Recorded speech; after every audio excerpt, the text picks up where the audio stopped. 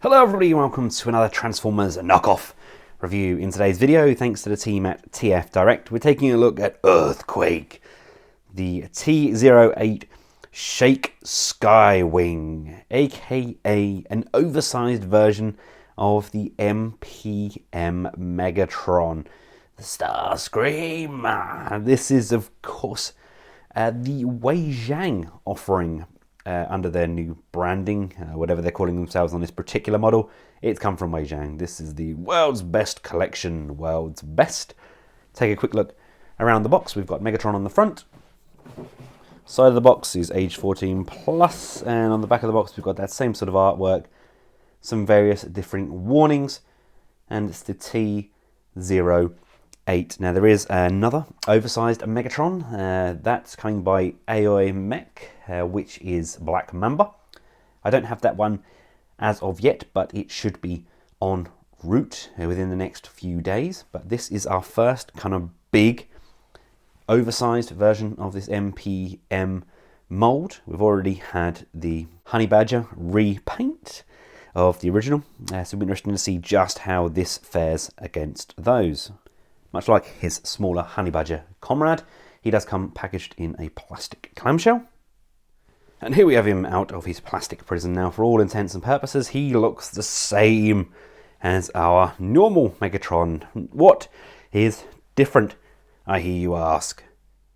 This is the main difference, his size. He towers over the original Megatron and the Honey Badger repaint.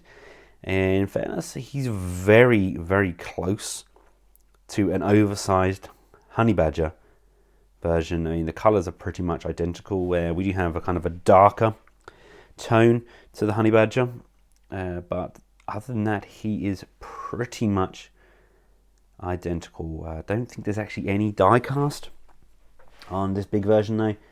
Definitely doesn't have any of the weight that the likes of the Honey Badger and that have around those die cast areas.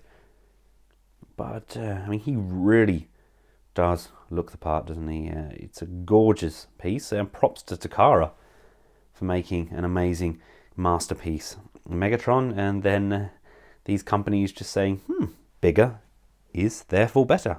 For those of you who own the oversized Black Mamba Studio Series Megatron, just to give you an idea of how these fare, say, scale-wise, they're pretty comparable. I actually have the alternative version of this guy as well to review. TF Direct sent him through as well. That's the Tank Mega Commander, but it's the rusty repaint with all the battle damage, which does look exceptional.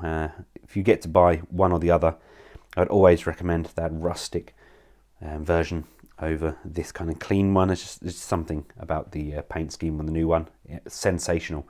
But as you can see, these are definitely more comparable in height. But that being said, I still don't think they've got it quite spot on. I think the scale suggests that Megatron in his kind of tank form was 32 feet, I think, and then 33 feet when he was originally in that kind of Cybertronian jet form. But what's a foot between friends? Over this side here we have the Legendary Toys Optimus Prime, and over there we have the Wei Jiang Black Apple Optimus Prime. So it gives you an idea of how big this Megatron is. This scale here, personally, I think that works. I think that works really nicely. I believe Prime was 28 feet, I think. So that's a pretty decent scale. And I know a lot of people out there really love that Black Apple Prime. Very similar sort of scale to the M01 Commander that they did. My personal opinion, yes, that works. And just because I still have them here in the studio, I've got the oversized Dinobots as well. Scorn still being one of my favourite oversized figures of the year. And as rightly pointed out in my video, I forgot to put the LEDs on in his head. He's got LED light right in the inside there. So he does actually light up in Dino mode as well. But still one of my favourite oversized figures. Absolutely love the Spinosaurus. Can't wait to see what else they do. But this is about Megatron. Something extra special about this guy, isn't it, when they paint up all of those details on his face. Bring up the head, open that jaw, look at that. Adore how that looks. If we just raise that joint up, so we've got a lot of range on that head. They've done a sensational job. Still have the cube, which can go in the chest, and we have this pop out section here, so we can shove that cube right into his chest piece, like so. Do love that kind of cracked, broken detailing around that area. And then this can just peg back on, like so.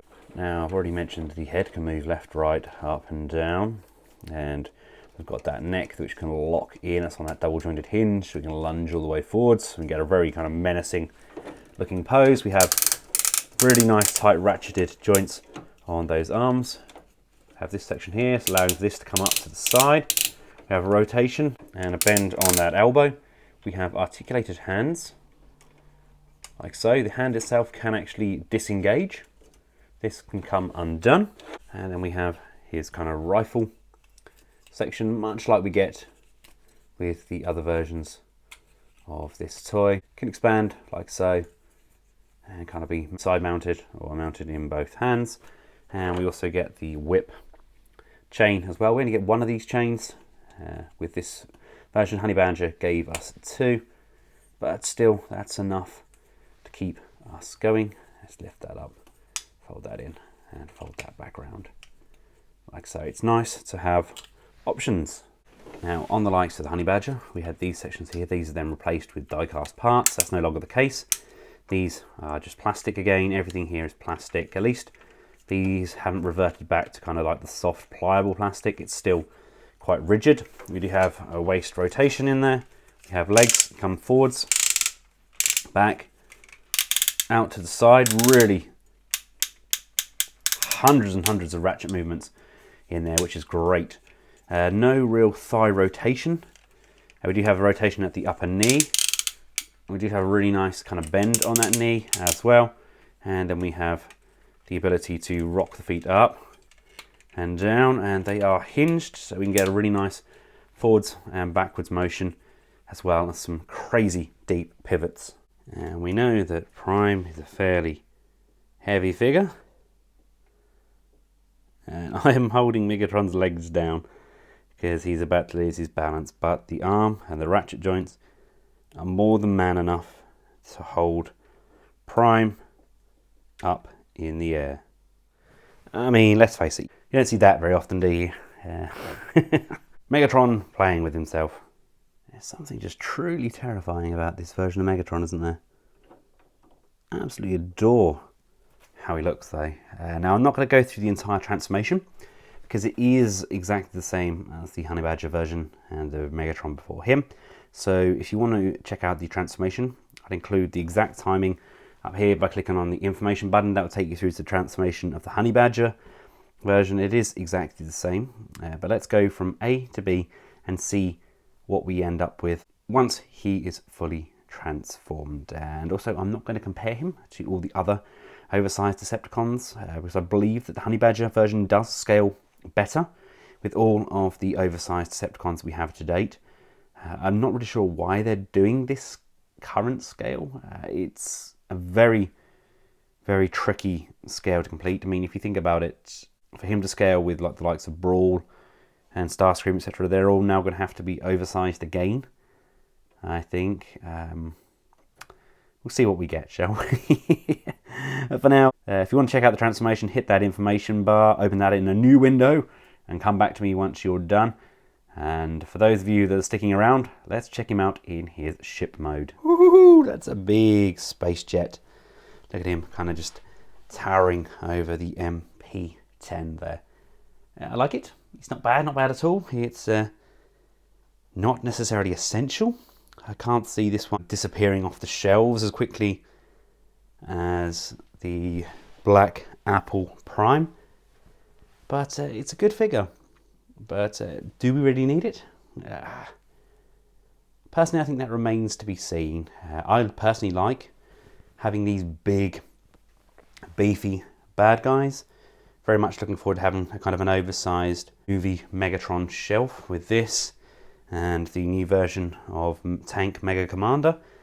And I'm really hoping that we finally get a decent transforming oversized kind of version of Dark of the Moon Megatron. And hey, even throw in an Age of Extinction Galvatron in there that doesn't look like a parts former as well. Give us a decent version of that rather than keep going over these same figures. Give us something a little bit new, but of course that would involve paying somebody to design it. Ooh, controversial. Thanks again to TF Direct for making this review possible. We'll include a link in the description below where this can be ordered. We'll aim to get the Mega Tank Commander done in the next day or so as well. I mean, this is just a beast of a bot. I'm really looking forward to seeing how the AOMech version squares up to this, though. I think that's even bigger. So that would really make for some interesting scale comparisons. But all in all, it's not bad. It is just all plastic. That's the downside. Nothing seems to feel fragile. Nothing feels like it's going to break. Ratchets are exceptional, especially in those legs. And it's a very nice piece. But do we really need it? That is up to you. And it's a very nice piece. But do we really need it? That is up to you, the buyer. That's up to you, the individual. Until next time, from myself, Shake Sky Wing, the fourth Quake Shake Sky Wing, aka Oversized MPM Megatron, a goodbye.